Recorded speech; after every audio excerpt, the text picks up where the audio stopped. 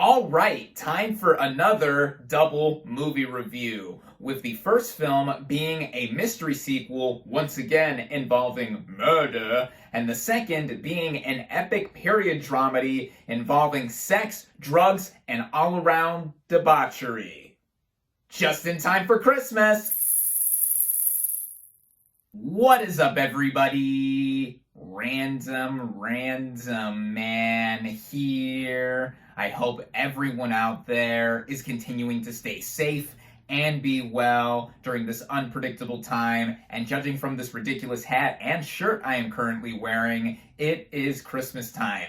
Yes, Merry Christmas, Happy Hanukkah, Happy Kwanzaa, just happy holidays for whatever you are celebrating during this time of year. If you've been a longtime viewer of my channel, then you would know that I've made it an unofficial tradition to wear this big itchy hat and then by extension these pajamas, look, right down to the pants, on or around Christmas. As I'm recording this, it is Christmas Day, and I did not do this last year, if I recall. I did my last two reviews of the year last year just after Christmas, so I guess I am more than making up for it this year by not just reviewing one, but two films, as I mentioned in the intro. One I just saw via streaming on Netflix, and the second I saw in theaters where it is only currently available. By the way, here is the time skip in case you want to skip right to that second review, as firstly, I am here bringing you my review for Glass Onion. Now, the plot of this mystery film basically follows Master Detective Benoit Blanc, played by Daniel Craig, as he takes on a new case revolving around a tech billionaire, played by Edward Norton, and his old friends. Going into this movie, I was highly anticipating it. Looking at the film's full title, Glass Onion, A Knives Out Mystery, this is the sequel to that 2019 original. Like many, I loved it. This sleeper hit whodunit from writer-producer-director Rian Johnson reinvented the murder mystery genre for modern audiences and was just all around entertaining with its excellent ensemble. Now we have the first of two sequels that are being brought to us by Netflix, as they picked up the rights to Knives Out for a huge sum of cash. This film initially got a short theatrical release for a week a month ago for Thanksgiving weekend, and I sadly missed out on that initial run, but now it has dropped on Netflix just in time for Christmas, and again, I was highly anticipating it for seeing how Johnson could do another case for the main character of Benoit Blanc to crack, and it having another excellent looking ensemble. In speaking of them, starting out with the cast and their performances, we have Daniel Craig once again playing Master Detective Benoit Blanc. Besides the obvious in him having just completed his run as James Bond last year, his most synonymous role is definitely going to be with Benoit Blanc, coming back with his southern drawl and his all-around peculiar but nonetheless intriguing way of cracking mysteries like a typical detective would, but having quirks about him and just having sharp wits to figure out details on the fly. I love him in this role, and he is part of yet another large cast that is impressive to say the least. We have Edward Norton as this tech billionaire who is basically a parody of real-life tech billionaires such as Elon Musk and what have you, and he has this luxurious estate on this island in Greece, and he plays this part well. He effortlessly slips into this kind of role, and like Craig, has a distinct personality to him, and this applies with the rest of the cast, of course, including Janelle Monáe as an old business partner of Norton's character. She has been singled out for a lot of praise in this film, and rightfully so, as without giving spoilers, she does a lot in connection with Benoit Blanc and is akin to the character played by Ana de Armas in the first Knives Out. That's all I'll say. And I think that between this and also stretching out more of her acting chops here, I've enjoyed her in her previous film roles, but now she is proving that acting is another avenue she might conquer along with her great music. Then we also have Kathryn Hahn as this governor of Connecticut, Leslie Odom Jr. as a tech wizard, Dave Bautista as this men's rights activist and Twitch streamer, his girlfriend played by Madeline Klein. There's also Kate Hudson as this supermodel turned fashion designer with Jessica Henwick as her assistant too. Basically, anyone and everyone in this cast does a strong job, but I do think the standouts here are once again Daniel Craig and now Janelle Monáe. Getting into the writing and by extension directing by Rian Johnson, like what he did with a lot of the first Knives Out film, he sets up the mystery in earnest like a lot of other murder mystery films, but here we have it in the backdrop of the pandemic, earlier in the pandemic actually, where we see some of the old friends of Norton's tech billionaire who are in their own bubbles basically, and they get these elaborate invitations from him to go to his private island and stay at his really massive mansion. Benoit Blanc also inexplicably gets one of these invitations and is along for the ride in initially what looks like to be a game of a murder mystery, which then actually turns into a real murder mystery when a body drops. Johnson, as he did well with the first, is able to set up and subvert expectations with the murder mystery genre, giving us backstory and context for some of these characters and then integrating them into the present plot once we get to this private Greek island. And this gets into the overall aesthetic of the film. Similarly to the first, where that one took place, a lot of it took place around the Thrombey Mansion and surrounding woodland areas. Here, basically the majority of this movie takes place at this mansion owned by the Central Tech billionaire, and it has a literal glass onion at the center of it, which is also a reference to something in these characters' pasts, and it's even more massive than the Thrombey Mansion in the first film. So there's a lot of location to go around inside and outside of it, and just the production design and the way this movie is shot is akin to the first, and I think even improves on it somewhat with just expanding it. That is down packed on a directing front. On a writing front, Johnson once again brings a lot of humor here, whether we see these characters interact and clash with each other, Benoit Blanc being thrown into this and trying to figure out what is actually going on. And I will say that the main quibble I had with the writing this time around more so had to do with a lot of modern references being thrown in, either name-dropping certain celebrities, which, by the way, there's a ton of cameos in this film, which I did find to be delightful,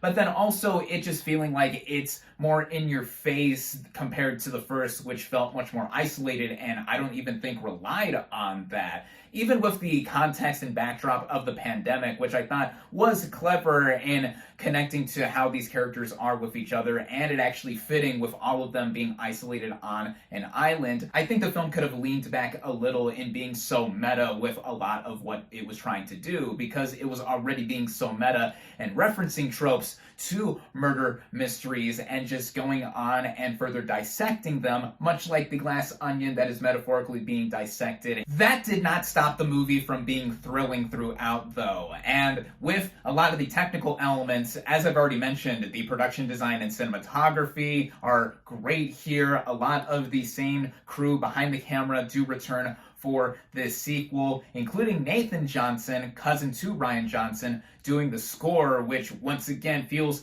very classic but also modern to the genre that it is a part of, and it being cut all together with its editing and pacing. Without the end credits, the movie runs for about 2 hours and 11 minutes, which I thought was well handled. It was kept up much like the first, and it always having something to really lean into with either us, the audience, trying to figure out what is happening, or putting two and two together like Blanc is across it. And all in all, I thought that this was a successful sequel. Personally, I do think the first film is the superior entry, though Glass Onion does stand on its own, and you don't have to have necessarily seen the first film to understand what is going on with Glass Onion, though you should anyway, as regardless, I am looking forward to see what Johnson, Craig, and company are going to do with the eventual third film that we are going to get. I think this is another whippy whodunit that I definitely recommend.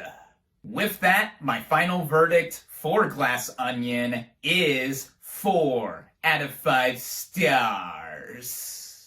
Finally, here is my review for Babylon. Now, the plot of this epic period dramedy basically chronicles the rise and fall of multiple characters during Hollywood's transition from silent to sound films in the late 1920s. Going into this movie, I was highly anticipating it. This became my most anticipated film for the rest of 2022 after the first trailer for it dropped. Even with that, the talk about this movie leading up to it had me more than interested, as it's the latest film from writer-director Damien Chazelle, who's previously made films that I have loved/adored. 2014's Whiplash, 2016's La La Land. Yes, I own 2 copies of this thing on Blu-ray. Do not at me. And then 2018's First Man. So now he was making his most ambitious film yet, with chronicling the transition from silent to sound films and it having such a high-profile ensemble cast, which, speaking of them, starting out with the cast and their performances, we have, firstly, Diego Calva as Manny Torres. He is the first major character that we see in this film, and he is a Mexican immigrant. Orale! Sorry, the inner Mexicano in me is still there from my previous video in reviewing Bardo, but anyway, Calva plays Manny, who is an assistant to the industry and is trying to work his way up to make an impact within Hollywood. And what a star-making turn he has here. He is the main focus for a lot of this movie, especially when he does meet Margot Robbie's Nellie Leroy, who is an aspiring actress herself. A lot of talk has been given with her performance here, and personally, I think this is the best performance she has done in film to date. There's a lot to her character, what with her volatile attitude and also trying to really make it and stick within the industry. When she's dramatic, when she's not, when she's doing anything that also backs up the all-around chaotic nature that this movie has, I think that she is firing on all cylinders. I loved Robbie here. I loved Calva here. Then there's Brad Pitt as Jack Conrad, this Errol Flynn type who is an older actor, a popular actor during